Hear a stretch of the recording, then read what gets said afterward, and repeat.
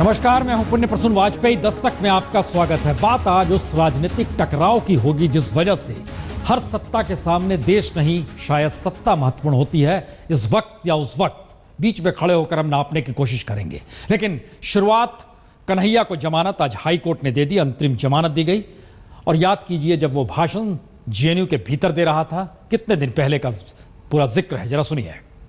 हमें पूरा भरोसा है अपने देश के संविधान के ऊपर और हम इस बात को पूरे मजबूती से कहना चाहते हैं कि इस देश के संविधान पे अगर कोई उंगली उठाएगा, चाहे वो उंगली संघियों का हो, चाहे वो उंगली किसी का भी हो, उस उंगली को हम बर्दाश्त नहीं करेंगे।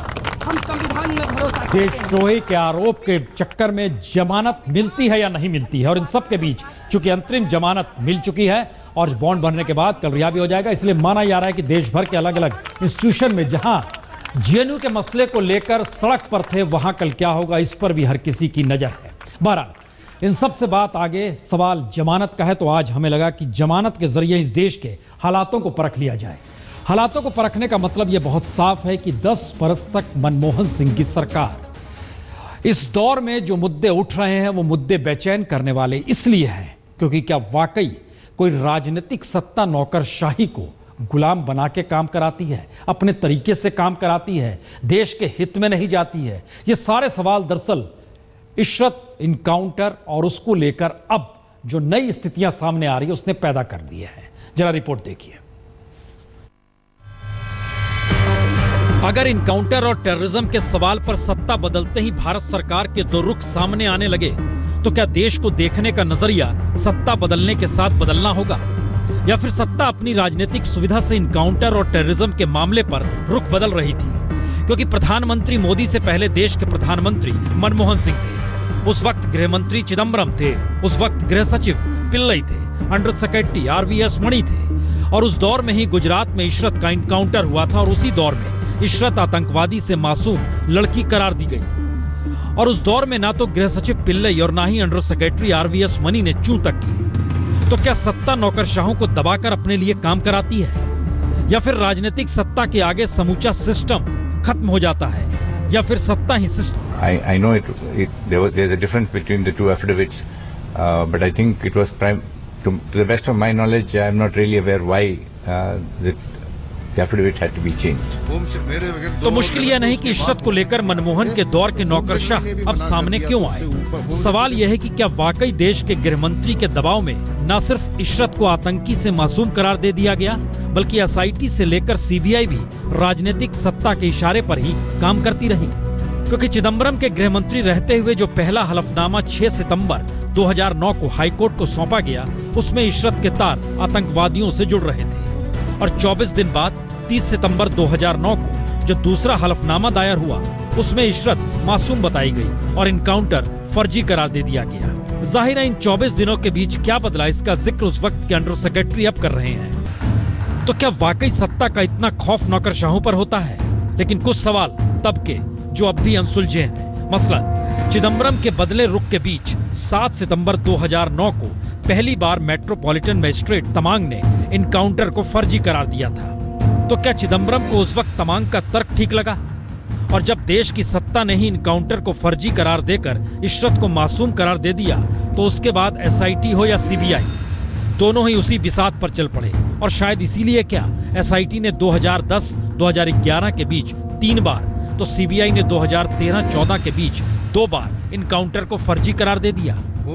लेकिन अब जब केंद्र में सत्ता बदल चुकी है और पुराने नौकरशाह निकलकर आतंक का कच्चा चिट्ठा खोल रहे हैं, तो ये सवाल मौजूद है, क्या देश में राजनीतिक सत्ता बदलते ही सच को झूठ या झूठ को सच बदलने का खेल सामने आएगा, या फिर सत्ता ही देश के साथ खेल खेल रही है, या फिर देश को लेकर कोई गंभीर नहीं, या फिर वाकई मौजूदा वक्त में देश को लेकर सत्ता गंभीर है?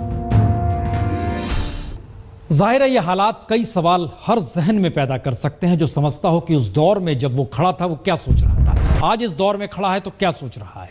लेकिन वजह जो भी हो, लेकिन राजनीतिक तौर पर टकराव और तलखी अगर इस रूप में हो जाए जहां लगे कि देश के मुद्दे दरकिनार हो गए और अतीत के गड्ढों को लेकर सामने ले आया जाए, तो क्या स्थिति बनती है यह भी देख लीजिए।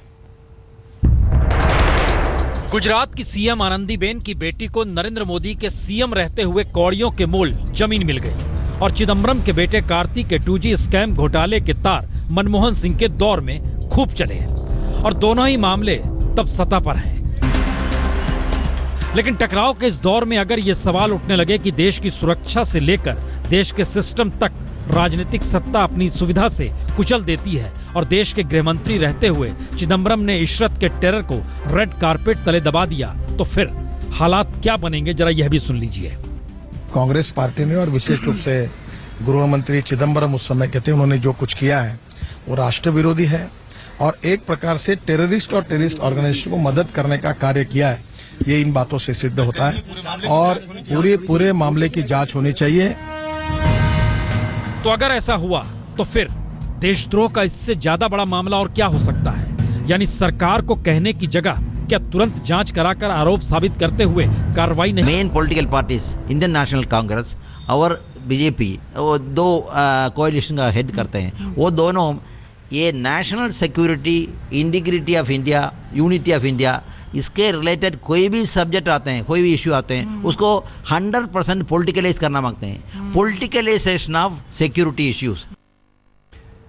यह मुश्किल दौर है या ये कहा जाए ये मुश्किल दौर से आगे की त्रासदी है देश के भीतर की, क्योंकि कैबिनेट मिनिस्टर कह रहा है कि पूर्व मंत्री चिदम्बरम राष्ट्रद्रोह कर रहे थे, तो फिर कार्रवाई हो क्यों नहीं रही है? मामला रुक क्यों रहा है?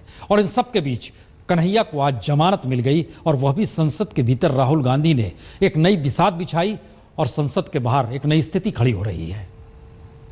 रोहित वेमुला ने पूछा, मैं दलित हूं इसलिए मुझे क्यों मारा जा रहा है, मुझे क्यों कुचला जा रहा है, मुझे क्यों दबाया जा रहा है? यही सवाल पूछा उसने। क्या मेरे लिए हिंदुस्तान में भविष्य नहीं होना चाहिए? हिंदुस्तान की सरकार की शक्ति उसके कंधों पे ऐसे दबा देते हैं। अच्छा, नरेंद्र मोदी जी ने ना उसकी मां को फोन लगाया, ना उसके बारे में बोला, एक शब्द नहीं उठाया उन्होंने। जेएनयू में कन्हैया खड़ा होता है, 20 मिनट का भाषण देता है, मैंने भाषण सुना। 20 मिनट में उसने हिंदुस्तान के खिलाफ एक शब्द नहीं कहा, एक शब्द नहीं कहा। उसको आप अरेस्ट करते हो। शाम 5 बजे संसद में राहुल गांधी ने रोहित वेमुला और कन्हैया के जरिए सरकार को घेरा और शाम 7 बजे हाईकोर्ट से खबर आ गई कि जेएनयू छात्र संघ के अध्यक्ष कन्हैया कुमार को 6 महीने के लिए अंतरिम जमानत मिल गई। आज कोर्ट ने इंटरिम जमानत एक्यूज को दी है 6 महीने के लिए, subject to outcome of the investigation. जो इन्वेस्टिगेशन आएगी। तो क्या राजद्रोह का मुद्दा मोदी सरकार के गले की फांस बन चुका है? और अब जब कन्हैया को जमानत मिल गई है तो राजद्रोह का सवाल जिस गंभीरता के साथ मोदी सरकार ने उठाया, अब उतनी ही गंभीरता से छात्रों के असंतोष को अपने साथ समेटने के प्रयास में राहुल गांधी लगे हैं। और मोदी सरकार की मुश्किल यही कि राजद्रोह और देशभक्ति को लेकर सवाल तो कन्हैया की गिरफ्तारी से शुरू हुआ, लेकिन धीरे धीरे उसने हालात राजनीतिक बवाल में कहीं ज्यादा बदल दिए और देशभक्ति का सवाल छात्रों के सड़क पर उतरने के बाद 3 सवालों में बदल गया। पहला, देशद्रोह के आरोप के बाद कानून व्यवस्था की जगह सत्ता ही सक्रिय क्यों हो गई? दूसरा, दिल्ली पुलिस की भूमिका लगातार मोदी सरकार के ही इर्द गिर्द क्यों घुमड़ती नजर आई? और तीसरा, अगर सबूत पुख्ता नहीं थे तो देशद्रोह का आरोप जल्दबाजी में लगा या फिर किसी निर्देश से?